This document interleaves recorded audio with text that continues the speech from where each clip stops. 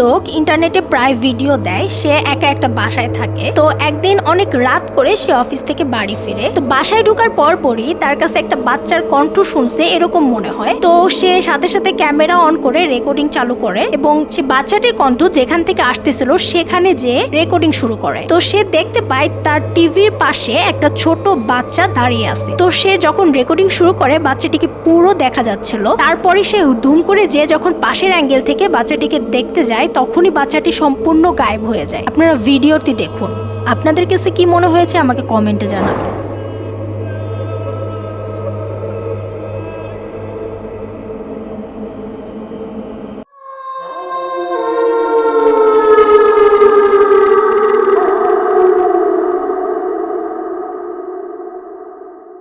ওইখান থেকে গায়েব হয়ে যাওয়ার কোনোভাবেই চান্স ছিল না। বাচ্চাটি কি আসলে জিন ছিল?